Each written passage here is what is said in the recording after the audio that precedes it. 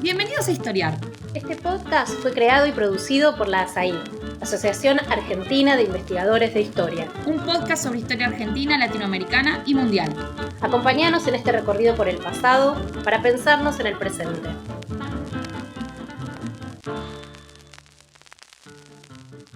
Bienvenidos y bienvenidas a un nuevo episodio de Historiar, el podcast de la Asociación Argentina de Investigadores en Historia. Mi nombre es Pablo Blitzstein, de la Escuela de Altos Estudios en Ciencias Sociales, en París. En este episodio especial de Historiar vamos a hablar del lugar que ocupan las poblaciones indígenas en la historia de América Latina, en particular durante la época colonial bajo el Imperio Español, entre los siglos XVI y XVIII. Y para eso vamos a entrevistar a Caroline Cunil, también ella profesora en la Escuela de Altos Estudios en Ciencias Sociales, mi colega. Caroline Cunil se dedica a estudiar la representación legal de los pueblos indígenas ante los tribunales del Virreinato de la Nueva España, sobre todo en lo que es actualmente México, y se interesa más específicamente en los cargos de abogado, intérprete y procurador indígena en el Consejo de Indias de la monarquía hispana.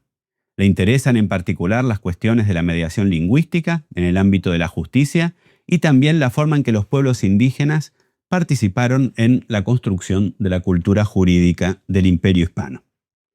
¿Qué tal, Caroline? Muy bien, muchísimas gracias, Pablo, por la invitación. Estoy muy contenta de compartir este espacio contigo. Yo también estoy muy contento de poder hablar con vos hoy. Bueno, vamos a empezar con una breve introducción. Entre el siglo XVI y el siglo XVIII, entre lo que es hoy la Argentina y México, gran parte del continente americano pertenece al Imperio Español. ¿Podrías decirme en dos palabras, y sé que eso es mucho, en dos palabras, cómo funciona este imperio, la organización política y social? Muchas gracias por la pregunta. Diría que es una monarquía cuyo centro de poder se encuentra en la corte española, en España, y que descansa básicamente en el rey y su consejo, sus ministros. Eso es un imperio también colonial, que por eso llamamos este periodo también colonial. Eso sería una aproximación muy general que en realidad esconde una complejidad mayor que los historiadores han venido revelando hace ya varias décadas de la multiplicidad de centros también de decisión que había en el Imperio Español, en el que las audiencias, por ejemplo, los oidores, que eran jueces representantes del rey, y los virreyes también, alter ego del rey, tenían un poder impresionante en la toma de decisión a nivel de, por ejemplo, México, lo que fue el virreinato de Nueva España, por ejemplo, y tenían esos espacios una vida política intensa, una vida cultural intensa, una cultura material riquísima que ha dejado huellas en el presente porque vemos que son ciudades realmente con un patrimonio también arquitectónico importante. Y también tienen archivos que a nosotros nos encanta recoger, los historiadores, con muchísimos papeles. Entonces no todo es el Archivo General de Indias que está en Sevilla, donde realmente estaba el Consejo de India y la mayoría de las decisiones se tomaban allá, pero también los archivos de México, Buenos Aires, y muchos archivos también en ciudades más pequeñas como Mérida, en Yucatán, que es realmente donde suelo investigar mucho. Y decime una cosa, este imperio tan plural, solo para tener una idea, ¿qué lenguas se hablan? Sí, eso es importante porque es ¿Qué lenguas se hablan en general y también en la administración? Sí. ¿Cuál es la presencia lingüística de estas diferentes poblaciones en las instituciones de la monarquía hispánica? Claro, es un imperio donde las poblaciones indígenas ocupan un papel realmente fundamental, tanto en lo político como en lo económico. Conocemos sobre todo ese aspecto con respecto a su participación en la economía y cuestiones de trabajo, que también es una línea historiográfica que se ha desarrollado muchísimo, pero hay que analizar también su papel en la vida política del imperio, porque como las poblaciones indígenas que en aquel entonces llamábamos indios, en realidad hay que aclarar que esta palabra indio, si bien actualmente ha cobrado un sentido a veces un poco despectivo, y por eso usamos preferentemente poblaciones autóctonas, originarias, pueblos originarios, indígenas, En aquel entonces, cuando nació, la categoría indio no era despectiva, sino que era una categoría jurídica para gobernar a todos aquellos actores que habían sido conquistados, y entonces su estatuto realmente legal era de tributarios, pero al rey, tributaban al rey, y también eran vasallos. Esto es muy importante decirlo porque toda la relación, con el rey gira en torno a esta noción de vasallo, ¿no? ¿Qué es un vasallo en aquel entonces? Perdón, eso es un poco No, largo. para nada. No, quería que continuaras con eso, quería que precisaras el estatus de eso de las poblaciones indígenas, de eso que ellos llamaban indio, que por lo que entiendo es una categoría administrativa, jurídica. Sí. Y bueno, entonces tributario, vasallo. Sí, ¿Cómo son estos estatus tan...? Sí, es complejo porque vasallo es importante porque lo que resalta es que tienen una relación. Vasallo, si tuviéramos que hacer una comparación con el mundo actual, sería un poco un equivalente de ciudadano. Es decir, que es un sujeto político pleno, que en su relación con el rey tiene que tener más o menos la capacidad de dialogar con el rey, idéntica a los vasallos españoles. Pero obviamente, como es un vasallo que ha sido conquistado, la diferencia con los españoles mayormente es que el tributa, es que se da el tributo, mientras que los españoles no lo dan. Pero políticamente tienen, digamos, el mismo acceso a la justicia, y eso lo resalto porque me parece importante, porque muchas veces, en el imaginario desde el siglo XIX muchas veces se ve poblaciones indígenas esclavizadas, y esto se termina, digamos que la esclavitud se pone un final legal a la esclavitud más o menos en 1540. En algunas situaciones hay excepciones, en situaciones realmente de guerra, en las que el rey autoriza la guerra, y eso me lleva también a decir que es un imperio en perpetua construcción, porque sus fronteras nunca son tan hechas, sino que hay zonas que siempre están por conquistar, y es un imperio que se extiende hasta Filipinas, como bien sabes. Entonces es un imperio también global, conectado y en construcción. Decime entonces, las poblaciones indígenas, las poblaciones conquistadas, se les aplican las categorías del derecho medieval de Castilla. Sí, mil gracias por la pregunta, es súper interesante, porque esto los historiadores del derecho han puesto de manifiesto que obviamente los españoles llegan con una cultura jurídica, que son la cultura que ellos conocen de la Edad Media, pero están muy interesados en conocer la cultura jurídica, legal, política, la diplomacia de las poblaciones indígenas. Y los observan, escriben muchísimo sobre todo esto, y esto les lleva a reconfigurar completamente todas las categorías jurídicas que llevan consigo cuando llegan, y se transforman totalmente al contacto de esas nuevas poblaciones, de esas interacciones y esos intercambios que, por cierto, en muchos casos son asimétricos, pero que llegan a reconfigurar totalmente algunos conceptos legales. Y esto ¿Me puedes dar algunos ejemplos de estos conceptos legales que cambian? Bueno, me abres una ventana a un tema que me gusta mucho, es el tema de la persona miserable, que he trabajado mucho y que se aplica en aquel entonces a las poblaciones indígenas. Persona miserable, categoría jurídica. Totalmente. Otra vez aquí hay que un poco deconstruir los prejuicios, porque miserable ha llegado a tener un sentido también de incapaz, sentido muy negativo que en su origen no tenía, y es importante resaltarlo, porque la desarrolla Bartolomé de las Casas, y entonces a mí me generó un problema pensar miserable como algo muy negativo para los indígenas, y que lo crea una persona que se conoce como defensor de los indios. Entonces, en mi investigación quise resolver lo que me parecía un poco una paradoja y cómo resolverlo, ¿no? Miserable en Europa se aplicaba a las mujeres viudas, a los niños y a la gente muy pobre. Y esta categoría entonces vemos que era más restrictiva, pero bueno, los pobres puede incluir a mucha gente también. Y era... Esto, sí, desde el medioevo temprano. Sí, y casi en toda Europa, ¿eh? Y entonces partía de digamos, del hecho de que había una situación de desventaja para esas personas, o económica o en términos de relaciones, porque una viuda normalmente con un marido tiene más capacidad en la sociedad de autorrepresentarse. Entonces, el rey toma en cuenta esta desigualdad y propone ese concepto para brindar a esas personas un servicio de justicia que sería gratis. Y entonces le da un abogado de pobre que va a representarlos gratuitamente para que tengan acceso a la justicia, ¿no? Abogado de pobre. Abogado de pobre, Ajá. exactamente. Muy moderno ese concepto también de abogado de pobre, porque es como justicia gratis, ¿no?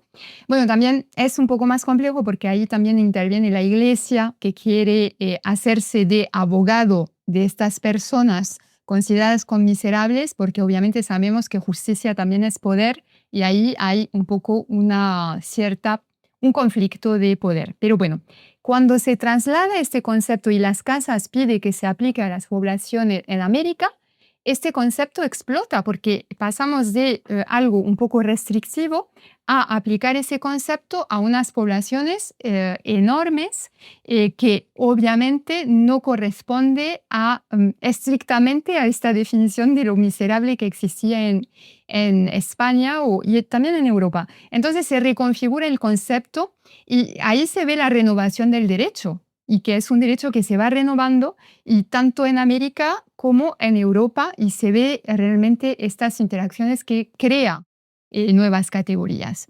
Si podés ponerlo en relación, porque también lo mencionaste, con lo que es un conflicto de jurisdicciones, de Eso, poder y de jurisdicción eso. entre la monarquía hispánica y la iglesia. Total. Bueno, entonces, miserable cuando se aplica a los indígenas significa varias cosas. Sigue siendo una categoría relacional. No es una categoría decir los indígenas no pueden defenderse. La idea es los indígenas no conocen tan bien el sistema de justicia como los españoles, no conocen tan bien las leyes que se les aplica, y no se puede castigar por una ley que tú no conoces. Entonces, esto también es muy importante tomarlo en cuenta.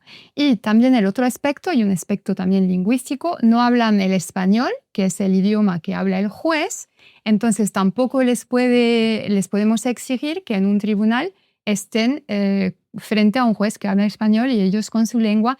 Entonces, esto es un factor también importante. Y hay un último factor que es económico, que se dice en general son más pobres, y entonces no tienen tanto medios, recursos como pagar a un abogado, pagar a un intérprete, y entonces todo eso hace una relación desigual entre españoles e indígenas frente al sistema de justicia. Y entonces este concepto lo que propone es, a partir de esta constatación, podríamos decirlo, pero eso lo retomaré porque no es tan generalizable esta desigualdad, se quiere corregir esta asimetría a través de lo que propone el concepto, es decir, nombrar a intérpretes y nombrar a abogados especializados en representar a los indígenas ante los tribunales americanos, ¿no? Entonces, esto es fundamental. Luego, es una extrapolación porque debo decir que, como bien dice las casas, no todos los indígenas desconocen la ley. Muchos se convierten en súper buenos conocedores de la ley, son excelentes en las negociaciones, algunos hablan castellano. Entonces, realmente es generalizar, pero para obtener algo a cambio, ¿no? Cuando la corona empieza, bueno, el proceso de conquista, todo el mundo sabe que es muy violento y que no hay muchos frenos para impedir la violencia de los conquistadores, ¿no? Entonces, y la corona en aquel momento no tiene a representantes en el momento de la conquista, no tiene lo que llamaríamos hoy funcionarios, ¿no? Entonces, manda a tesoreros para vigilar un poco las cuentas. Bueno, la economía siempre es muy importante, pero piensa en algo, un recurso a su disposición es mandar a misioneros que empiezan a actuar como medio para controlar un poco lo que hacen los conquistadores, los españoles en el terreno, ¿no? Y entonces a esos misioneros ya les da el título de protector de indios, que es básicamente la capacidad de defender e incluso de juzgar a casos en los que están envueltos indígenas y españoles para hacer justicia y un poco restablecer algo que sería un proceso de justicia en los años tempranos de la conquista, ¿no? Entonces esto es muy fascinante porque obviamente los españoles dicen nosotros no queremos depender de esta jurisdicción de los obispos porque nosotros, bueno, básicamente quieren hacer lo que les da la gana, obviamente, y entonces ahí empieza un conflicto de jurisdicción también porque en un momento dado la corona también quiere recuperar este poder que le había dado a la Iglesia para ellos encargarse de administrar la justicia, porque como entenderán, administrar la justicia también le da a la persona o al grupo de personas que lo hacen muchísimo poder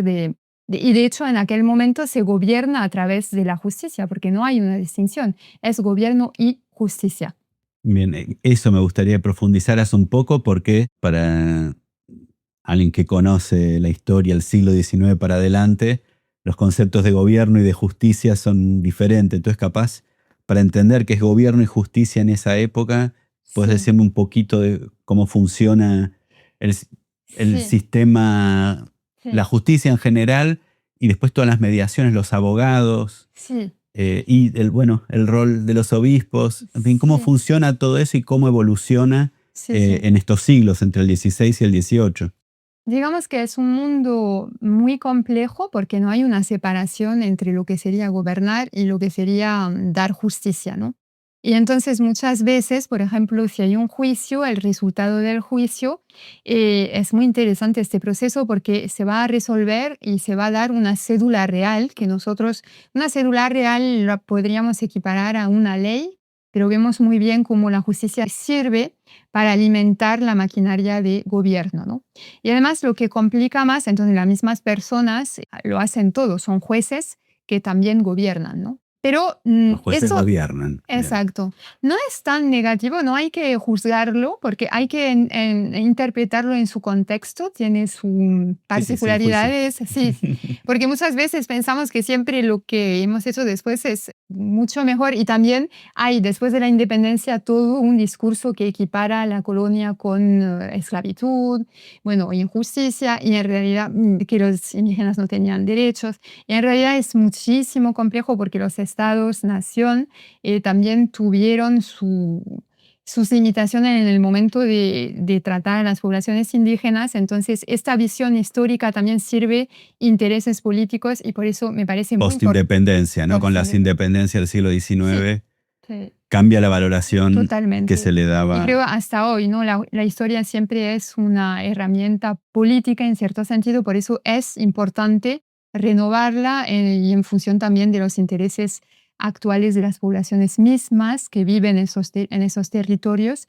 y que han heredado ese pasado, pero que también están a cargo de tener visiones para un futuro, ¿no? Entonces esto es un diálogo y tal vez volveremos a hablar de ello después. Sí, yo quería que me hablaras un poco de los abogados. Sí. De los abogados de poblaciones indígenas, de estas poblaciones tratadas como personas miserables que no conocen en teoría la lengua, que no conocen las leyes y por lo tanto que tienen que ser representadas por un abogado nombrado por la corona. Exacto. Sí, entonces vamos y antes por un miembro de la iglesia. Sí, antes, ¿Cómo sí hay una funciona transición. eso? Bien. Sí, porque en un momento dado ya la corona le quita la jurisdicción para los casos, digamos, civiles a los religiosos y se le atribuye este poder de juzgar y esta jurisdicción a los jueces reales de la justicia civil, ¿no? Y aquí lo que me parece muy importante también resaltar, y hubiera tenido que hacerlo mucho antes, lo siento, pero bueno, para entender mejor el sistema también hay que recordar que los indígenas ellos mismos eran jueces, en el sentido en que tenían jurisdicción sobre lo que se llamaba entonces los pueblos de indios. Es decir, que hay dos repúblicas, República de Españoles y República de Indios, y después de un gran debate se decide darle a las poblaciones indígenas jurisdicción, es decir, que son jueces en el ámbito, eso sí, es un ámbito reducido y local, no son jueces a nivel de la audiencia, es imposible porque es un sistema imperial, pero son jueces de los llamados pueblos de indios, incluso de ciudades. Algunos pueblos llegan a obtener el título de ciudad. Y eso es importante porque significa que esos gobernadores indígenas, caciques indígenas, curacas indígenas, bueno, tienen mucho nombre según las lenguas, o caciques se generaliza, bueno, están juzgando los casos en primera instancia. Esto es el primer nivel de justicia en el Imperio Hispánico, ¿no?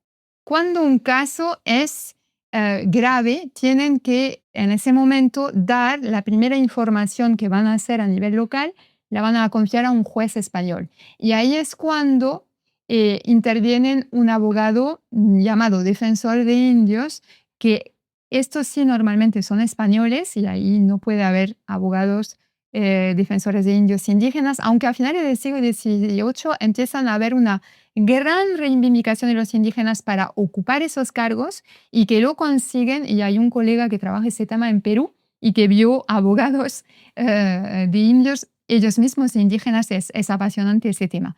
Y ahí ellos defienden, bueno, son representantes legales, entonces tienen que recoger un poco los argumentos, construir la defensa, la argumentación de la defensa, convocar a los testigos y, bueno, un trabajo de justicia muy complejo. Los hay que son muy buenos, estos muchas veces son amenazados por los españoles, incluso hay un caso en que lo amenazan de matarlo, porque bueno, hacen bien su trabajo, parece, y hay otros que son un poco, digamos, menos eficientes por cuestiones de probablemente su vinculación con las oligarquías, hace que a lo mejor no tienen tanto interés en defender bien a las poblaciones indígenas, ¿no? Veo que el tema de la lengua sí. ocupa un lugar muy importante, por supuesto, en la vida cotidiana, pero en este armado político y jurídico. Sí. Quizá antes de ir a una pausa me gustaría que introduzcas brevemente el paisaje lingüístico, pero de las poblaciones indígenas en Nueva España o más allá. Claro. No sé si puedes decir en 2 minutos antes de que vayamos a la pausa. Sí, gracias, Pablo. Bueno, lo que esconde, claro, la categoría indígena e indio es la gran diversidad de estas poblaciones, de su historia y de sus lenguas. Entonces, hay muchísimas lenguas, el maya yucateco, náhuatl o el guaraní, que diríamos el tupí, para hablar de Argentina, el quechua. Entonces, esta diversidad no desaparece con la conquista, esta diversidad lingüística. En primer lugar, porque se considera que la evangelización tiene que hacerse en estas lenguas. Entonces, antes que ser lenguas de diplomacia o de política, son lenguas, y si quieres volveremos a esto después de la pausa, de evangelización, lo que les da realmente una centralidad en la vida, con lo que es la evangelización en aquel momento, en la vida de ese imperio. Finalmente se convierte en lenguas muy importantísimas, que de hecho empiezan a ser descritas y dan lugar a la creación de diccionarios, de gramáticas, un proceso lingüístico enorme que creo que hay que tomar en cuenta. Sí, no, y ahora lo vamos a hacer después de la pausa, nos vas a hablar del significado político y jurídico de esas lenguas, pero Bien. En un minuto seguimos. Te invitamos a donar a Historiar. Para seguir haciendo nuestro podcast necesitamos de tu ayuda.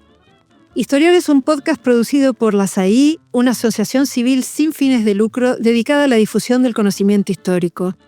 ASAI no cuenta con otros ingresos que las colaboraciones de sus amigos y asociados. Ninguno de sus integrantes recibe remuneración por esta tarea. Para contribuir, podés ir a asai.org.ar, opción Doná a Historiar. Bueno, seguimos conversando con Caroline Cunil de la Escuela de Altos Estudios en Ciencias Sociales sobre el lugar de las poblaciones indígenas durante el periodo colonial, América Latina del periodo colonial, entre los siglos XVI y XVIII, y estamos hablando del lugar que tenían las lenguas en esa sociedad y en las instituciones mismas. Entonces me gustaría que siguiéramos con la conversación que teníamos hace un rato sobre el rol político, jurídico y administrativo de las lenguas indígenas en la organización del imperio y de la sociedad. Sí, en primer lugar, el tema de la lengua, como decía, y gracias Pablo por esta entrevista, me está gustando mucho. Espero que también no estoy aburriendo a nuestro público. Para nada. Así que bueno, vamos a seguir. Permite recalcar la diversidad también de estas poblaciones, que si bien se llaman indígenas en general, habría que entrar en el detalle y esta cuestión lingüística permite también, insistir en esta diversidad, ¿no? Luego, pues las lenguas indígenas, como digo, en un primer momento creo que es importante recalcar que son lenguas de evangelización. Es decir, que cuando los misioneros llegan a América, deciden que van a evangelizar en las lenguas indígenas y no en castellano. Esto viene también con una tradición que ellos tienen de evangelización en las lenguas locales. Y entonces el esfuerzo lingüístico lo llevan a cabo los misioneros, obviamente ayudados por lo que podemos llamar intelectuales indígenas, informantes indígenas que les ayudan en este aprendizaje para que sea un aprendizaje de alta calidad, porque son casi lingüistas, describen las lenguas, crean gramáticas, hacen diccionarios bilingües. Hoy en día hay una visión de que esto también es una forma de colonizar. Yo pienso que de un lado, obviamente, controlar la lengua y los procesos lingüísticos es una manera de colonizar, pero también una lengua en sí es un espacio de autonomía, porque cuando conservas tu lengua, conservas tu autonomía de comunicación, también conservas los conceptos que están atados históricamente a esta lengua. Y creo que te da mucho poder conservar tu lengua. Por eso hablar de dimensión política de la lengua me parece muy correcto. Decir que se evangelizaba en lenguas indígenas, sí, pero también se administraba y se juzgaba en lenguas indígenas. Sí, totalmente. Y de ahí surge otra figura de mediación, además del abogado, que es el intérprete. Porque obviamente, al contrario de los misioneros, los jueces, muchas veces españoles, no aprenden todos, algunos sí, pero son una minoría, no aprenden las lenguas indígenas. Entonces, ¿qué pasa? Si queremos que los indígenas sigan hablando su lengua en los tribunales, y eso tiene que ver con la teoría de persona miserable de la que hablé antes, es muy importante que haya un intérprete que permita que todos los acusados, litigantes, testigos indígenas puedan expresarse en su lengua. El intérprete traduce. Esto es un fenómeno que tardó mucho en visibilizarse en América Latina. ¿Por qué? Porque se habla en las lenguas indígenas en los tribunales, pero los documentos escritos están en castellano porque por escrito solamente se consigna la traducción, digamos, castellana y no la versión original. Eso es una pena inmensa porque imagínense todo ese material en lenguas indígenas que tendríamos. Material escrito. Material escrito, sí. ¿Y queda un poco de eso? Queda un poco porque resulta que si los indígenas llegaban a un tribunal con un documento escrito como prueba, que en aquel entonces los testigos son muy importantes para probar algo, ¿no? Incluso diría que en aquel entonces son más importantes que los documentos escritos, pero también puedes llegar al tribunal con un documento escrito, un título, una cédula, y si este documento escrito está escrito en una lengua indígena, ¿por qué es la persona indígena que llega con ese documento? Porque ellos, también no lo dije, pero son alfabetizados en su lengua, entonces escriben documentos en su lengua, muchas veces documentos notariales, testamentos, título de tierra. Y si esto les sirve para probar algo que quieren probar ante el juez, traen este documento al tribunal y el intérprete lo tiene que traducir. Entonces es un intérprete traductor y cuando es un documento escrito se conserva también como es una prueba es importante, se conserva el original en la lengua indígena y se acompaña de su traducción y afortunadamente a veces encontramos este tipo de documentos en los archivos que nos abren una ventana a cómo se hablaba en esa lengua en aquel momento y realmente es un material fascinante para los historiadores. Entonces sistemáticamente, o bueno, siempre que era el caso, sistemáticamente había material en lengua indígena y material en lengua del imperio en español. Exacto, sí, sistemáticamente. Al menos oralmente. Por escrito, esto depende del caso. Material escrito, digo. Sí. Sí, según el caso, ¿no? Sí. Cuando las pruebas venían en alguna lengua indígena, después... Sí, totalmente. Luego también hay que recordar que lo que podemos encontrar, pero eso depende mucho de la región, hay mucha variabilidad según la región, ¿no? En algunas zonas de México también algunos historiadores, yo no tuve la suerte de encontrar esto, les decía que los indígenas tienen jurisdicción y entonces son jueces en primera instancia. Entonces ellos hacen juicios de problemas locales en su población. Y esos juicios son orales, pero también lo tienen que registrar por escritos. Y los hacen en su lengua, porque en esta jurisdicción, la lengua de la justicia en la jurisdicción de la República de Indios es la lengua del local, ¿no? Y entonces también se consigna por escrito, cuando se consigna por escrito, en estas lenguas. Y esto, por ejemplo, en la región de Oaxaca se ha encontrado. En otras partes no tanto, pero...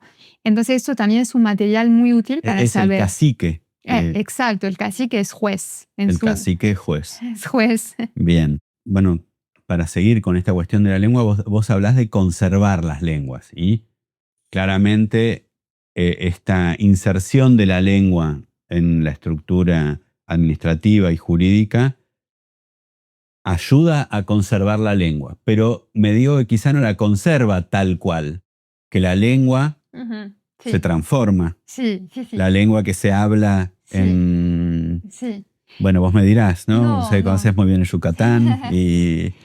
Pero esa lengua se transforma. ¿Cuánto se conoce de esta transformación y quiénes son los actores de esta transformación lingüística entre las poblaciones indígenas? Sí, completamente. Es una pregunta muy interesante. Bueno, obviamente las lenguas son vivas, ¿no? O sea, sabemos que las lenguas perpetuamente se transforman porque van integrando palabras nuevas, préstamos. Bueno, el francés tiene palabra del italiano, ahora mucho del inglés. También refleja a veces los contactos, las relaciones de poder, esas evoluciones. También tiene mucho vocabulario de los barrios más populares que también entran en la lengua. Entonces, observar cómo evoluciona la lengua es algo fascinante, ¿no? Es de lingüística histórica. Yo no soy lingüista, pero me interesa ese tema. Y lo que, bueno, se ha debatido mucho porque obviamente el papel de los misioneros en esas transformaciones es muy importante porque ellos quieren, a través de su conocimiento de la lengua, su objetivo es también evangelizar. Entonces tienen que introducir conceptos como católicos, como el concepto de Trinidad, de Dios, de la Virgen María. Entonces esto les requiere un esfuerzo muy grande para traducirlo. A veces prefieren introducir préstamos directamente. Las poblaciones indígenas no son pasivas, son personas muy activas porque ellos también toman decisiones sobre qué palabra del español les conviene utilizar, en qué momento, frente a qué público. Por ejemplo, en el ámbito de la justicia, en el caso que mejor conozco, que el caso maya yucateco, ellos en sus documentos judiciales van a recurrir, escritos en maya, van a recurrir mucho a términos españoles muy específicos para mostrar su conocimiento del sistema y porque piensan que estas palabras pueden tener más impacto en el juez y entonces lo van a movilizar en ese contexto. A lo mejor en su día a día ya no lo usan, ¿no? Y entonces, bueno, la historiografía, los historiadores suelen insistir mucho en los cambios mediados por los religiosos. Yo creo que también sería bueno también trabajar y tratar de pensar en los cambios que son activados por las propias poblaciones, ¿no? Y otra cosa, cómo hasta qué punto ha evolucionado estas lenguas. En algunos casos han evolucionado más que en otras, ¿no? Esto también pasa en las lenguas europeas. Por ejemplo, si el castellano del siglo XVI no es tan diferente que el castellano lo puede leer uno muy fácilmente. En el maya yucateco, los documentos del siglo XVI de un maya actual se pueden entender. Lo que ha cambiado es más bien la manera de ortografiarlo, porque se ha adoptado otra manera de escribir estas lenguas, se ha cambiado el código escrito, digamos. pero a nivel no ha cambiado tanto, se puede entender.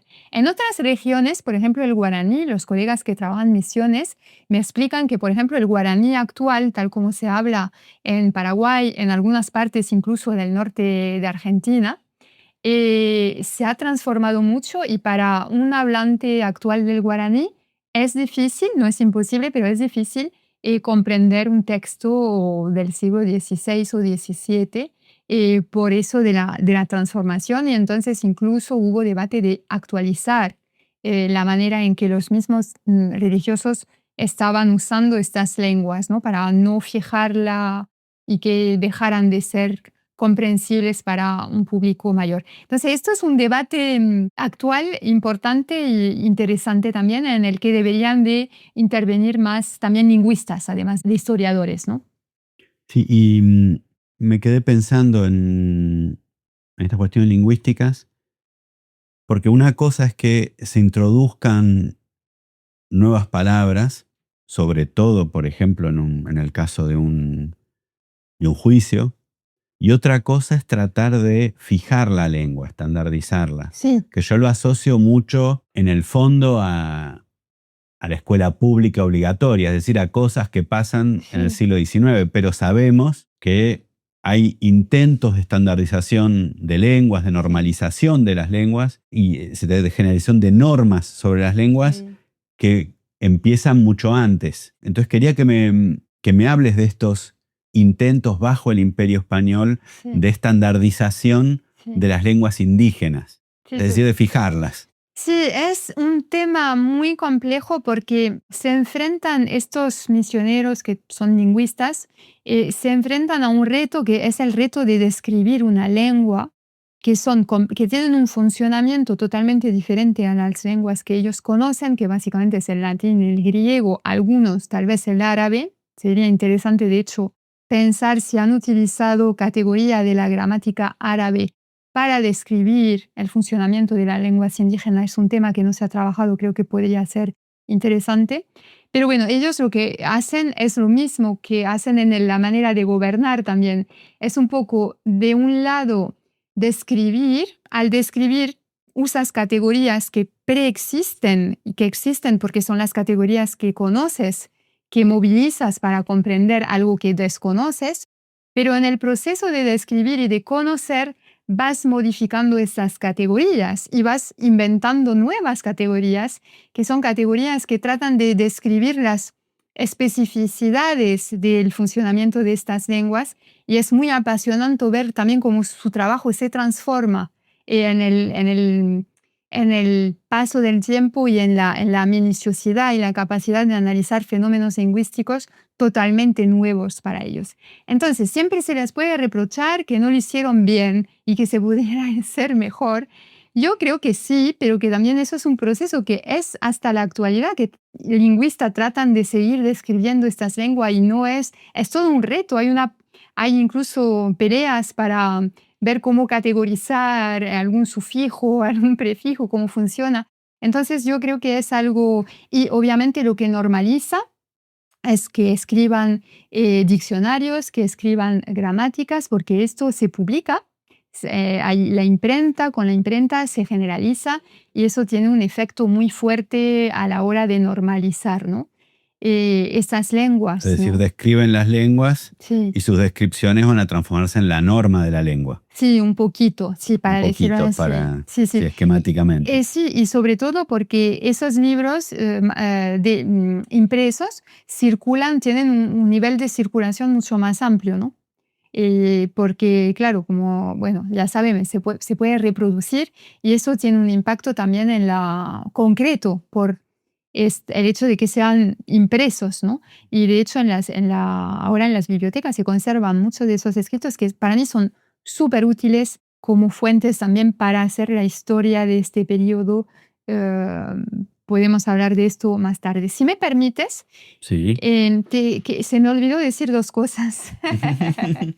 y tal vez, no sé si van a surgir en la conversación. Pero quizás surgen ahora. Entonces. Pero ahora te lo sugiero como paréntesis tal vez. No, que también no he mencionado que hubo también proyectos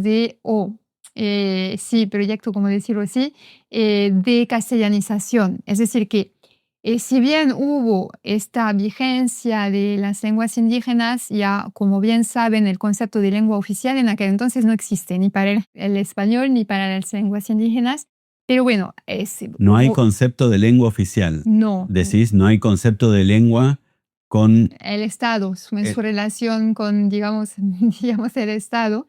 Bueno, hay reflexiones sobre el castellano, que sería lengua del imperio, ¿no? Que esta teoría existe y se le compara al latín como lengua del imperio romano.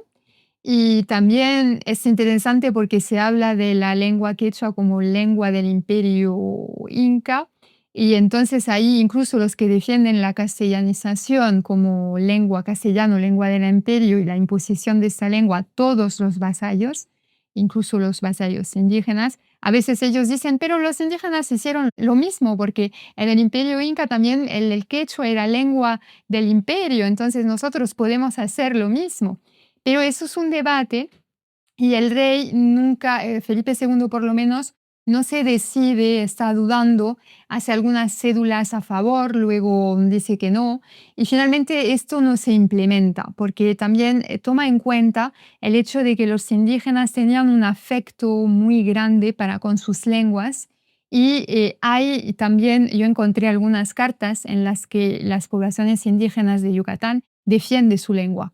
Entonces ellos dicen, nosotros cuando siente que hay ese debate que puede peligrar el uso de las lenguas indígenas tanto en el ámbito religioso como en el ámbito más político, ellos dicen, nosotros queremos que esas lenguas, nuestra lengua sea lengua de evangelización, y de hecho lo sitúa en una alianza con los religiosos, que tal vez no queremos entrar en ese detalle, pero para defender sus intereses ellos no dudan en entrar en alianzas con otros actores del imperio para darle más peso y fuerza a sus argumentos en lo que sería un ajedrez político complejo, ¿no? Porque ahí van muchos intereses.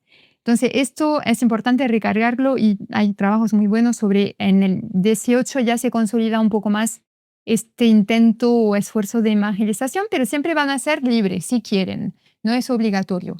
Y el segundo punto era la idea de lengua y poder, que lo hemos abordado un poco, pero creo que hay que reforzar esta idea de hasta qué punto las lenguas son realmente determinantes en la configuración de las relaciones de poder, ¿no? Y ahí daré dos ejemplos. Un ejemplo es que los religiosos, cuando defienden las lenguas indígenas, eso forma parte también de un proyecto político más amplio en el que ellos defienden la separación entre la población española y la población indígena, teóricamente en su discurso para proteger a la población indígena nueva cristiana de posibles contaminaciones de esos viejos cristianos que no siempre son los mejores cristianos. Entonces tienen como esa idea de que la lengua también es como ayuda a separar, pero al mismo tiempo eso les convierte en los intermediarios de todas las relaciones y les da un poder como intermediario, porque ya saben que cualquier intermediario es poderoso, porque además en el ámbito lingüístico, si una de las partes no entiende, tienes más poder aún en esta mediación de decir un poco lo que quieres, ¿no? Entonces ahí es donde quiero ilustrar también. Y obviamente lengua y imperio, también hay una cuestión de poder ahí muy fuerte, y mantener las lenguas indígenas también les empodera mucho, creo, a estas poblaciones. Siempre que tengan intérpretes independientes también, esa es una cuestión, que puedan también asegurarse de la fidelidad del intérprete, que trabaje a su favor, que no trabaje a favor de la otra parte, ¿no? No sé si me entienden. No, se entiende. Yo me quedé pensando, nosotros habíamos hablado en la primera parte de la entrevista de la categoría de persona miserable, que es la categoría que se asocia a la categoría de indio, ¿no? La que se les aplica a las poblaciones indígenas. Un argumento central era que estas poblaciones no conocen las lenguas en las que están escritas las leyes que se les aplica y que se usan en los tribunales para sus pleitos. Pero finalmente si las lenguas indígenas son aceptadas como parte de la lengua del imperio porque no hay una lengua oficial, en realidad eso supongo que pone en crisis la categoría de persona miserable aplicada a los indios, porque finalmente sí conocen una de las lenguas del imperio. Sí. Y supongo con las traducciones, Totalmente. con los intermediarios, no sé si entra en crisis esta manera de categorizar las poblaciones indígenas o no. Bueno, quizá vos podés decir algo. Ese tema es apasionante porque pone de manifiesto todas las ambigüedades, las paradojas del funcionamiento político del imperio, ¿no? Porque por un lado, efectivamente, como bien dices, hay un esfuerzo también de traducción de las leyes, ¿eh? Esto no lo comenté, pero escrito. Entonces se manda que, por ejemplo, las leyes de protección de los indígenas sean traducidas y también publicadas oralmente para quienes no sabían leer. Y entonces, sí, hubiera tenido, y también debo decir que hay indígenas alfabetizados en su lengua, pero también indígenas que hablaban el español, que podían entender perfectamente y ser intérpretes, y de hecho algunos indígenas ocuparon el cargo oficial de intérprete en el imperio, ¿no? Eso es un tema también de cuál es un poco la sociología del oficio de intérprete. Entonces, esto debía de haber puesto un poco en crisis esta categoría de miserable, pero no ocurrió. Tal vez por dos motivos, aunque sería más complejo tal vez analizarlo.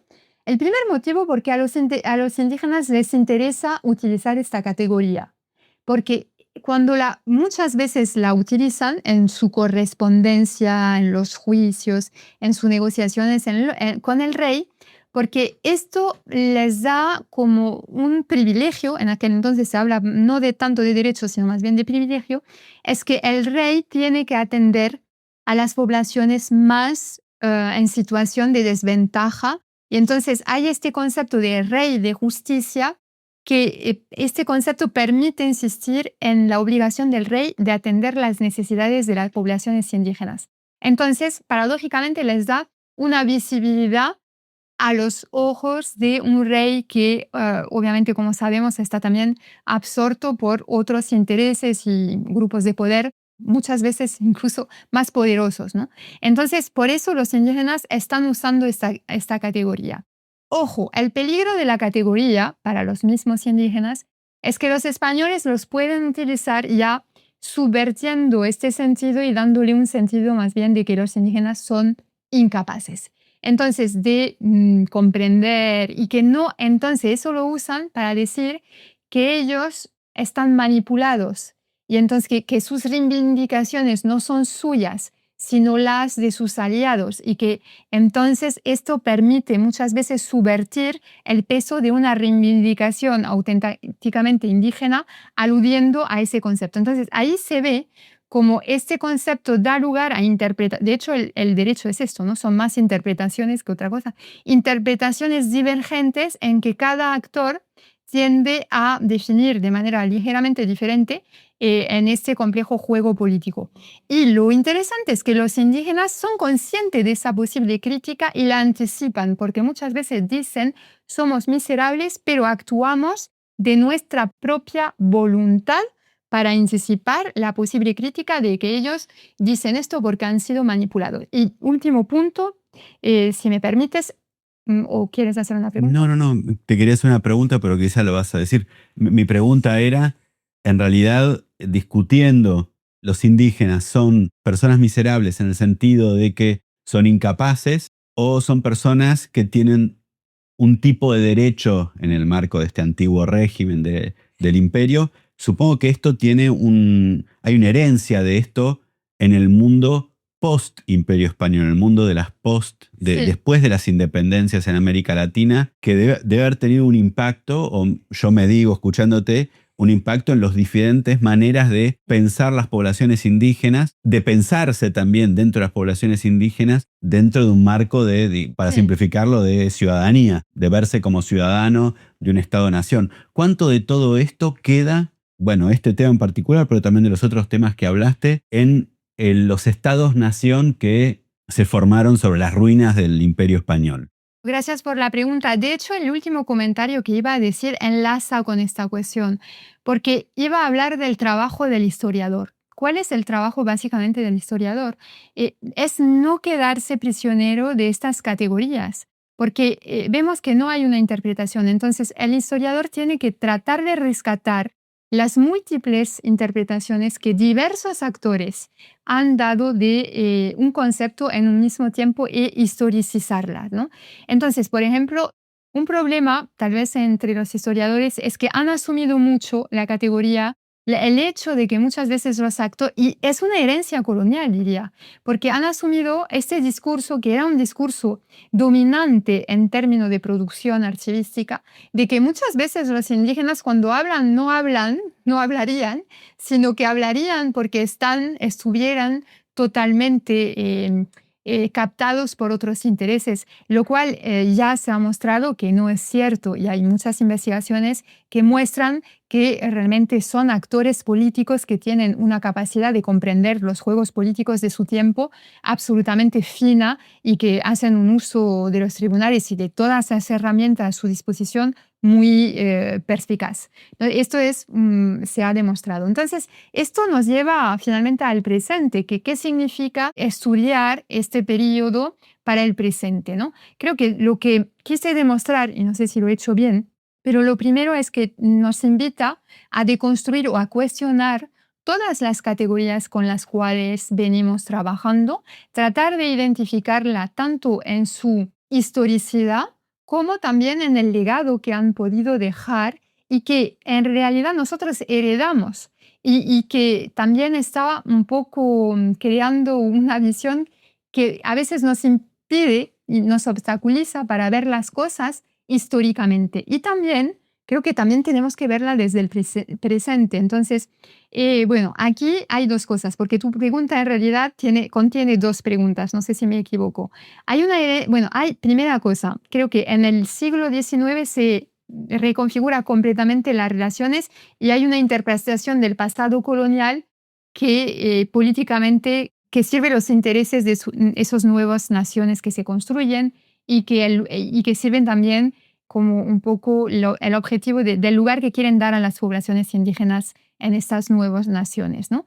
Luego, el presente es muy diferente porque el presente, en muchas partes de América Latina, vemos cómo el tema indígena, del derecho indígena, está ocupando un lugar central en el debate político en relación al derecho a la naturaleza, en cuestiones realmente centrales en la vida democrática me siento casi latinoamericana, pero de las naciones latinoamericanas, incluso a nivel internacional, porque hay un derecho indígena a nivel internacional ahora, en el que las poblaciones indígenas ya son reconocidas como actores en la creación y la formación del derecho y se reconoce también la necesidad de que ellos también puedan hacer justicia y trabajar en estas cuestiones de la justicia, mantener su lengua, etcétera, aunque no siempre sea fácil de conseguir luego en la práctica. Bueno, espero haber contestado. Contestaste perfectamente y te agradezco mucho por haber aceptado participar en esta entrevista y un gran placer escucharte. Y a nuestros oyentes les decimos que esperamos encontrarlos la semana próxima con un nuevo episodio de Historiar, el podcast de la Asociación Argentina de Investigadores en Historia.